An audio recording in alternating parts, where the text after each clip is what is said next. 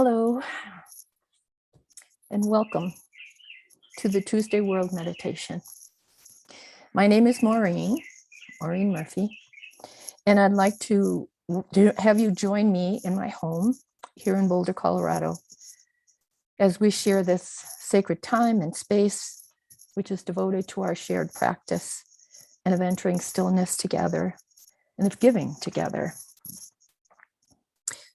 So before I continue, let us surround and protect ourselves and make this space we're about to enter a holy one, and surround and protect ourselves with the love and the grace of God, and invite that into this space.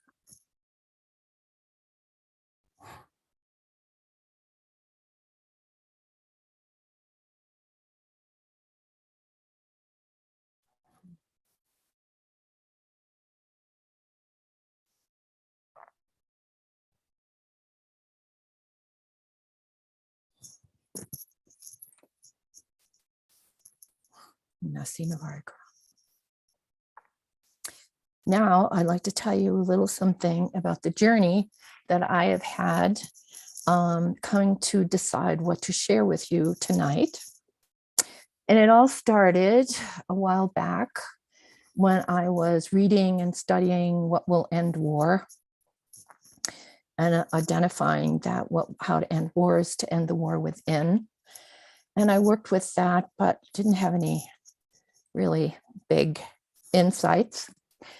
So it was more than ending the war within, it was finding the war within. And how was I going to go about that? Well, reading and studying ending the violence within helped a great deal. And then it was once I find what's going on inside me and what violence I can identify, what do I do with the emotion that comes up? How do I make it go away? How do I deal with it? And how do I incorporate it into my view of myself? So I've had this big process of this happening within me, and it has led me to the revelation I'm about to share with you on forgiveness. And understanding and applying this revelation has become front and center for me as I'm trying to gain a different perspective and how I can contribute to this crazy world of ours as we see the great waves crashing upon our shores. So this forgiveness is one of two that are in the new message. This particular one was revealed to Marshall on October 14th, 2008 in Boulder, Colorado. And I'm going to read some excerpts from it. Humanity is entering difficult times, times of greater uncertainty and upheaval, times where humanity is facing great waves of change that are converging on the world: resource depletion, environmental decline, changing climate and violent weather, increasing political and economic stability, and the ever-increasing risk of war and conflict between groups and nations over the remaining resources. It is a time that will aggravate long-standing conflicts and resentments between peoples and nations. It will be a time of growing competition and a growing uncertainty. Humanity has a great choice it will have to make. The choice will have to be made not only on the level of leadership of governments, but also at the level of every citizen. And that choice is whether humanity will fight and compete for the remaining resources, or whether there will be a greater uniting and cooperation for the benefit of all. Neither option is easy, of course, but it is a definitive choice. It will be a time that will require great restraint and great compassion, not only for one's own citizens of one's country, but of other nations as well. It is as if humanity were at a point of choosing the high road or the low road, a path towards unity and cooperation and mutual benefit or a path towards conflict, war, and decline. The choice really is a choice for the individual as to what voice within themselves they will listen to. Will they listen to the power and the presence of knowledge that God has placed within them to guide them, to protect them, and to lead them to a greater life? Or will they listen to the voice of their own personal mind that seeks to protect itself above all things, that will meet its needs first, regardless of the consequences for other people's? It is a choice as to what voice to follow, what truth to follow. This is not an ideological debate. It is not an intellectual problem. It is more fundamental than this. It is a question of whether you will follow your deeper conscience or your own fear and insecurity. There may be much debate on how cooperation can be established and how it can be established in an equitable manner. And this will require great work, of course. But the choice within the individual is very elemental. It is a choice based upon how one sees oneself in the world and how one regards humanity. For there are many people who do not love humanity and who would not care if great numbers of people were destroyed, as long as they got what they wanted for themselves. You are entering a time where great forgiveness must be exercised and where a new understanding of forgiveness must be presented and emphasized and supported. People often think that forgiveness is merely overlooking a problem or saying a problem is not important, or saying that was really all for the good, what has happened before. But none of these arguments are really correct or honest. Terrible things have happened to people. Disappointment is part of life. Many things do not work out. Many people suffer from events of which they have no control or responsibility. You can say this is not important. You can say it doesn't matter. You cannot really say it was all for the good if you're really being honest with yourself and objective concerning the situation. Forgiveness is really something else than a kind of pardon that you give to people out of sympathy for them, saying, well, I will be noble and pardon you, even though I still think you are guilty. That is not forgiveness. That is a kind of self-validating, self-ennobling process that you do primarily for your own benefit. Forgiveness requires a recognition of another and their humanity. Of course, humanity is fallible, and you can excuse human behavior on this alone. But really, it is feeling another person's condition. Here, compassion arises naturally when you recognize the humanity and the reality of another person or a whole nation of people. If you find yourself having a critical or condemning attitude towards a nation of people or a group of people, you should go and visit them and talk to them and hear about their experience and understand why their point of view has arisen given their circumstances and their history. It is easy to condemn, but it takes real work to understand. It is easy to dismiss others, label them, reject them, cast them away, or consider them worthy of punishment. That is easy. That is following the voice of condemnation within yourself. But to really understand someone else and their circumstances, that is difficult. So forgiveness has to start with recognizing the humanity of others and exerting the effort to understand why people do what they do. What drives people to do things that are even wicked or tragic? When you see that you have the same potential within yourself, you become more circumspect and you are able to withhold condemnation. Truly, there are rulers and dictators who are cruel and oppressive and easy to condemn. And you would censure them in the end, even if you understood them. But you would be not so quick to go to war against them for the well-being of their people. In the future, facing great waves of change, certain leaders will try to take your nation to war to divert attention, to redirect the population's dissatisfaction and anger and frustration. Certain leaders will try to take the nation to war.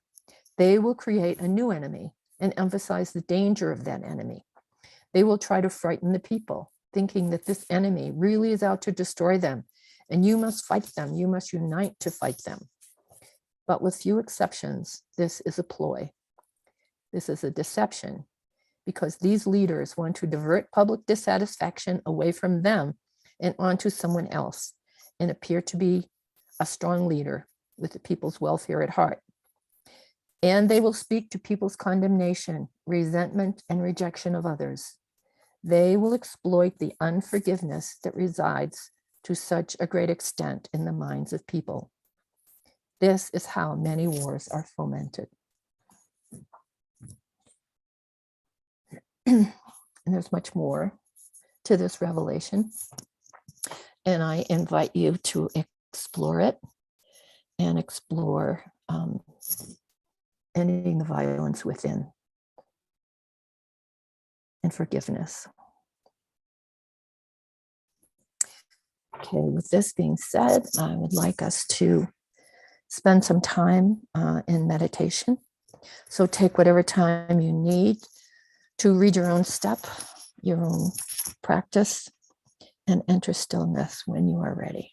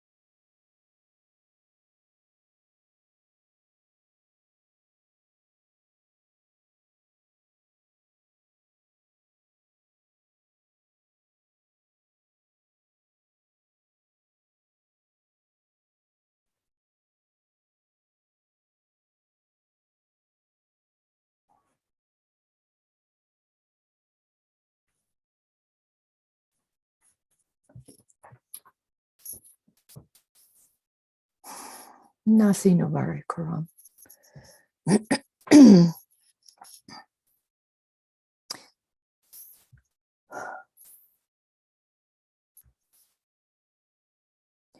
While we're in this place of stillness, I want to share a little bit more about my process, because it started to seem very important for me to be a witness to the power of these revelations and of steps to knowledge. So while I was in the process of trying to identify the violence within me, I realized that there, and the new message speaks of it, there are subtle and not so subtle wars that are going on within us. And it felt very important for me to try to identify what the wars are that are going on within me. And I had to ask more than once. I had to ask again and again to be shown where this violence was within me.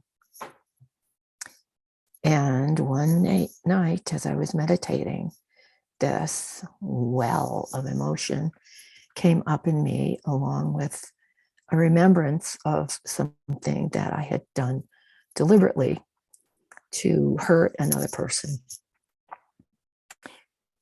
And with that, there was this shame and guilt, and that was extremely powerful. I mean, in the eyes of the world, what I did was not something I would be put in jail for, but nevertheless, it was hurtful to the person. And I felt it, and I couldn't stop feeling it. And I sat there and I thought, well, it'll go away. Well, it didn't go away. And I had to ask, what is it that I need to do now that I know this? And what came to me was that I had to accept that this tendency, I guess you could say, was in me. And that I had to recognize it, and I had to accept that it's part of being human. And which led me to want to share forgiveness with you. And somehow I feel it's really important for us to do this. And the new message says that it's important for us to end the war within and to recognize the humanity of others. And as I was going through this process, I realized if I feel this bad over something that the world would feel was not significant, how must other people feel who've done things that are even more significant? And it gave me a real sense of the humanity of myself. I recognized that I was living in idealism about myself. I didn't want to admit that this sort of thing was not an anomaly within me, but it was part of my humanity, as it is part of everyone's humanity. And therefore, my sense of compassion and feeling for others increased. So I want to share that with you and hope that you can take something away from it. Sure, there are many other pieces of violence within me that I need to discover, but now I have a pathway to discover what they are, and to forgive myself and to forgive others for what's going on within them, and have an understanding of what it takes. So with that, I would like to read to you something about the messenger who's brought us this incredible revelation, series of revelations, years and years of revelations. And this particular one is from God Has Spoken Again. It's called Living in a Time of Revelation. For the first time in history of this world, you are able to witness the process of revelation. Aided with modern technology, the whole process is being recorded, so there can be no mistake in the future interpretations, as has been so often the case in the past. It is not merely the revelation itself that is significant. It is the process of revelation. That's what I'm going through.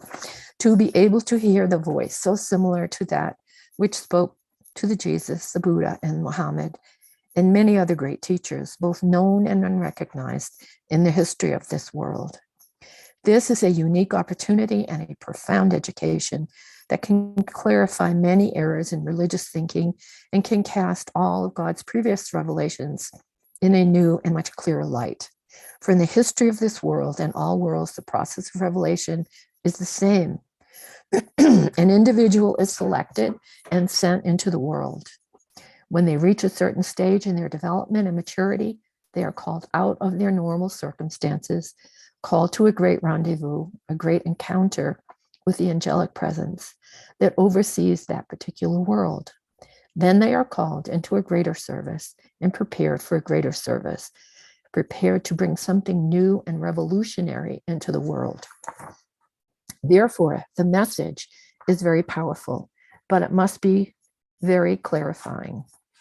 And the messenger must proclaim this and also must be able to teach what it means. This is something that has required decades of preparation. It has taken the messenger decades to even receive the new message from God. It is so vast and inclusive. The messenger must be a man without position in the world, but he must be well educated and very compassionate. He must be simple and humble.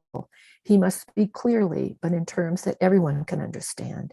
He must demonstrate through his life the value of his message and the significance of living and learning the new revelation. He is not perfect, but none of the messengers have ever been perfect. He is not going to produce miracles for the masses because none of the messengers have ever really done that. He is here to open the door to a deeper experience of the divine presence and the power in the lives of people everywhere, rich and poor, north and south, east and west, in all nations, in all religions. He is not here to replace the world's religions, but to provide a greater clarity and relevance to them. If you are a devout Christian, your Christianity will now grow and become more expansive. If you are a devout Muslim, your faith and practice will now grow and become more expansive. If you are a practicing Buddhist or of the Jewish faith or any religious pathway, it will all become enlarged by the new revelation. The messenger will speak of these things. The revelation speaks of these things. And from the revelation, the assembly, no one understands the life of the messenger, but everyone can receive the gifts of the messenger, which are gifts that are greater than any person could ever give the world. It has taken the messenger more long-lasting and pervasive. Whoops, I think I missed something here. Which are the gifts that are greater than any person could ever give to the world. Gifts far more long-lasting, pervasive, powerful, and inspiring than any person could ever create or invent. People may have compelling ideas, but nothing can transform the life of a person in the most natural and beautiful way. That must come from heaven. It must come through the assembly that interprets the will of God. For God of the universe is far too great to be preoccupied with this world. The God of countless galaxies, dimensions, and creation beyond the physical manifestation, which is even greater, so great that there is no possibility that you could comprehend its scope and its great inclusion in life. The Lord of a billion races and more is certainly beyond any theological principle that has ever been created in this world.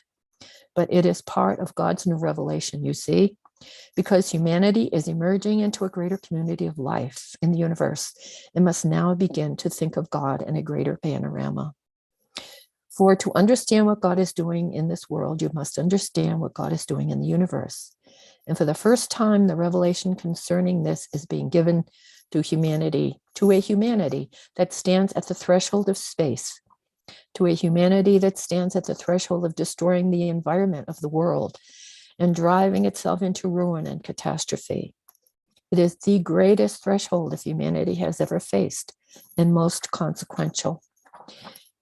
Everything will change and is changing even at this moment.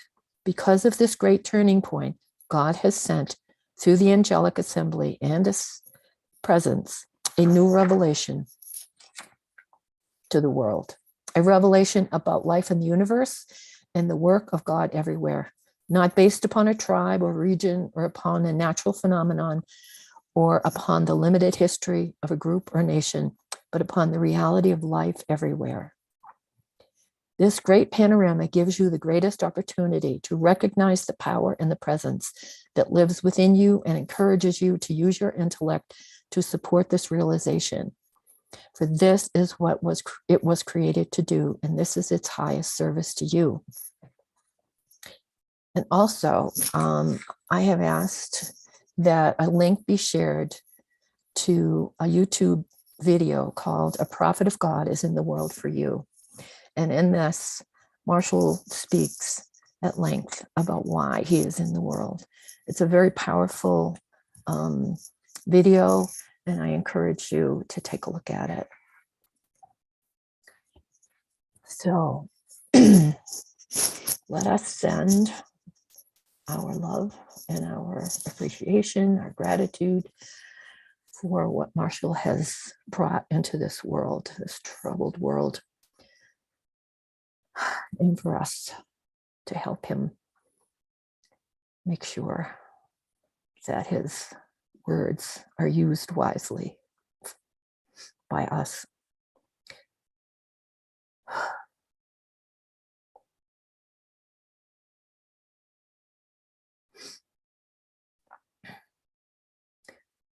Let us send him strength and health and compassion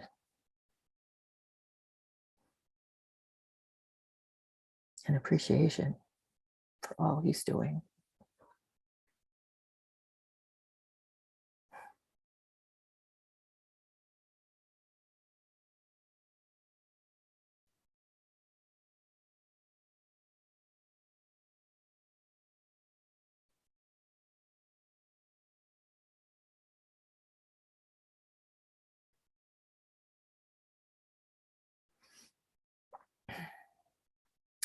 And now bring to mind someone that's in your thoughts, in your prayers, and send them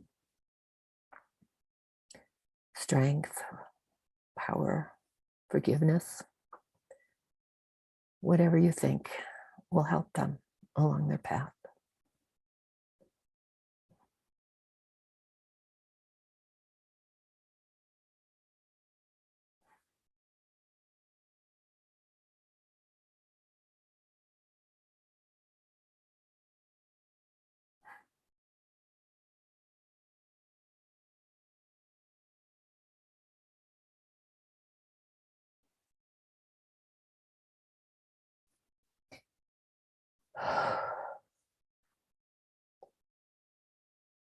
Thank you for joining us tonight.